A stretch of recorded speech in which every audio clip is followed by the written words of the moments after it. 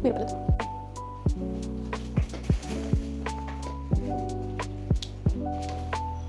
Hey guys, mag-unbox tayo ng mga books natin.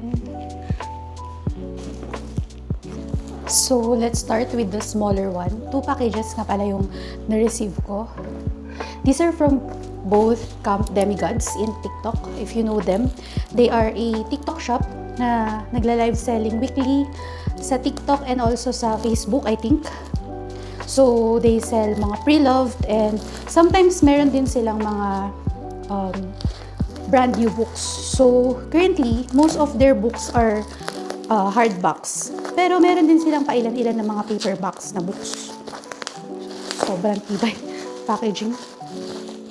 So, for background, previously kasi, bumibili ako ng books sa Fully Book and National Bookstores sa physical store kasi I enjoy browsing lang ng mga books na available and then buying yung mga okay.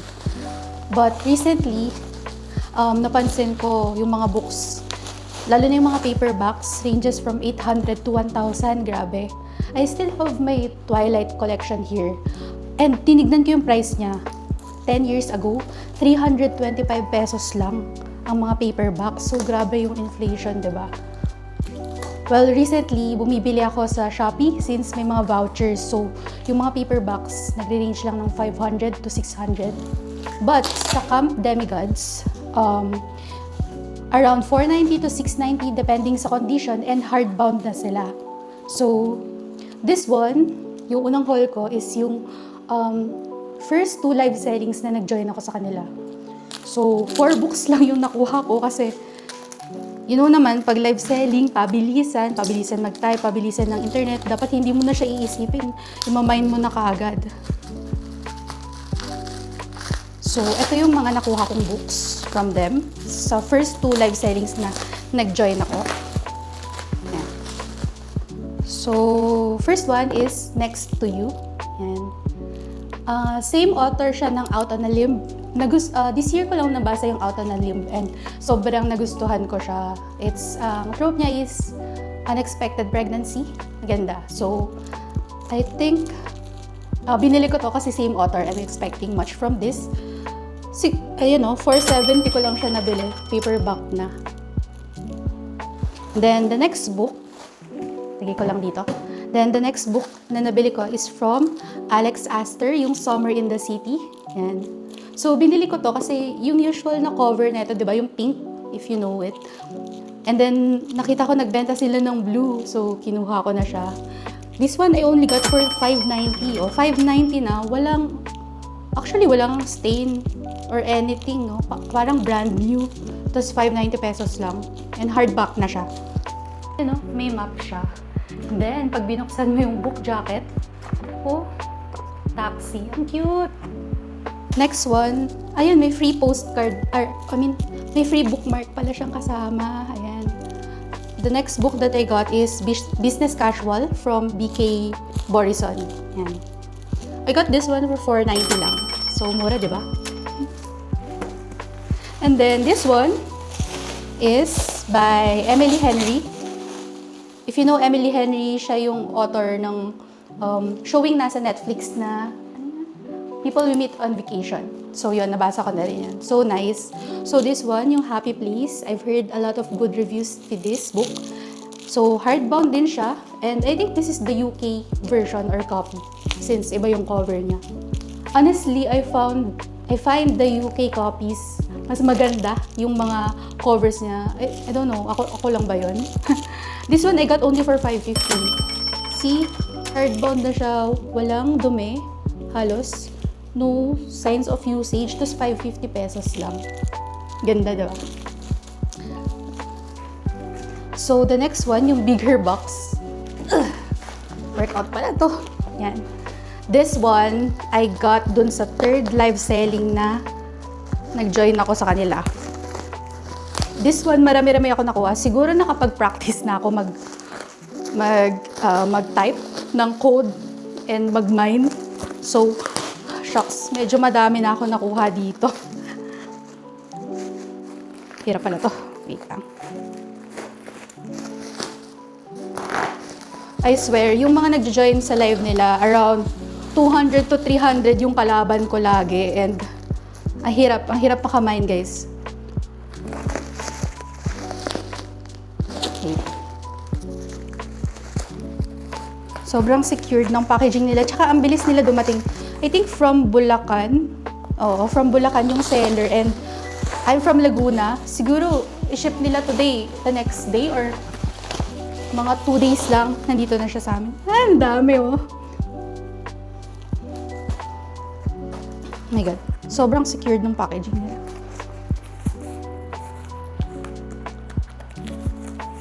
Wait. Paano ba to? Yan, 2, 4, 6, 8. I got 8 books pala from them. So this one, again, ranges from 490 to 690. Imagine, 8 books. Ang binayaran ko dito around 5.1 lang. Tapos yung shipping fee is 225 since marami siya. Diba? Pag 5K, tapos bumili ka sa labas, baka 5 books lang din yun. This one, I got 8 books. 5 books, tapos baka paperback pa lahat yung makuha mo. Pero this one, I got 8 books na. And of course, gusto natin mag-support ng mga local businesses. Yan. Okay. So siguro, ayan, may free bookmark ulit sila. I think this one yung sa Studio Ghibli. Sorry, hindi kasi ako nanonood ng mga anime or animated films. So, hindi ako masyado familiar. Pero tama ba? From Studio Ghibli yan. Yan. So, this one, I got yung Next of Kin. So, kanina, I showed you yung Next to You from the same author, from Hannah Bonham Young. So, I think ito yung nauna niyang sumikat or kasabay niyang sumikat dun sa Out on a Limb. So, I'm so excited to read this. This one, I only got for 470. Diba? 470 lang. Yee, so excited. And then this one, hindi ko alam kung impulse buy lang ba to o kasi pag nandun ka na sa live, hindi ka na makakapag-isip pag pinakita na nila, talagang magta-type ka na ng mind. But this one, the Harry Potter and the Philosopher's Stone, Slytherin. Yan, Slytherin edition. Ay, nagre-reflect ata. Saan nga natin? This one, I only got for 690 lang.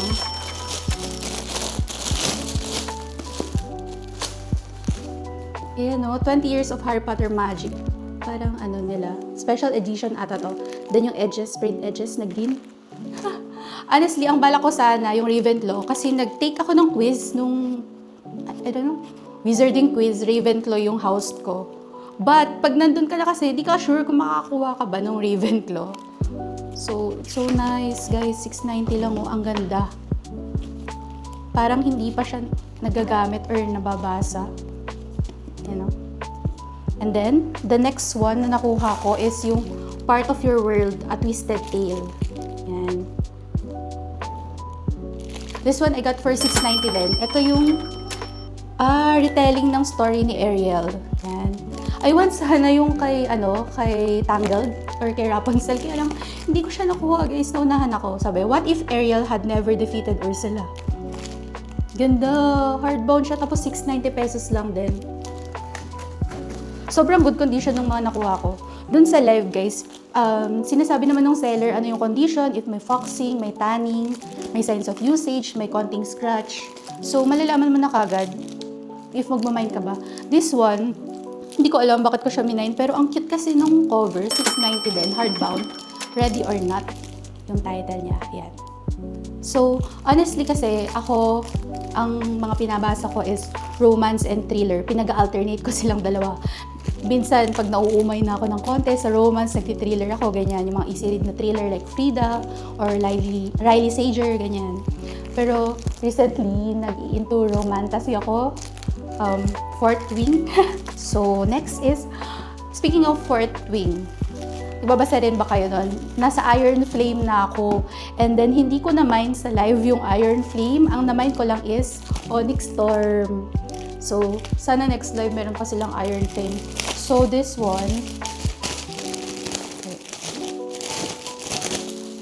Yan, ang ganda. UK copy ata to. See? Magkano kuha ko? 690 lang. 690. Ang ganda, oh. Oh, hardbound pa siya. Tapos may illustration siya, guys. Oh my God, Zayden and Violet. Ang ganda. Ang ganda. Thank you, Camp Demigods. Magbenta pa kayo ng madami. So, excited na ako. Tapusin ko na yung Iron Flame para ma-start ko na tong Onyx Storm. So, next one is Thriller from sikat na author. This one, I got for 490 lang, oh. Lisa Jewell, Don't Let Him In. Yan. May inaaya akong isa pang book ni Lisa Jewell, kaso, again, naunahan na naman ako. Diba? 490 lang. May illustration pa dito sa harap. For 490 pesos, meron na akong hardback na Lisa Jewell. Alam niyo ba, yung mga Lisa Jewell na books, yung mga paperbacks niya, around, alam ko 900 to 1,000 eh, medyo mahal. Maganda daw to. Di pa ako nakabasa ng books ni Lisa Jewell, but I'll try this one. So, this one, nakakatawa. Hindi ko maalalang na mind ko siya, pero pinakita nila yung sticky notes. Ako nga yung nag-mine. 590 siya. And hardbound. Ito, Just the Nicest Couple. Yan, thriller din siya, guys. New York Times bestselling author of Local Women Missing. Yan, by Mary Kubica. Yan. Ganda, 590 lang. And then, another Emily Henry book. So, this one, I got for 690. Diba, 690? Yun yata yung original price pag paperback lang eh. And it's in a UK cover. Tingnan nyo, ang cute talaga pag UK cover, oh. Parang mas, siya, colorful, artsy, fun cover. Funny story by Emily Henry. So, again, I like the People We Meet in Vacation, kaya gusto ko rin basahin yung mga other books niya. Yan, funny story. 690, ayun o, walang signs of usage. Binasa ba talaga to? Pila. Baka binili lang, tapos sinail na kaagad. Ganda, di ba? Anyway, yun lang guys. Thank you for watching.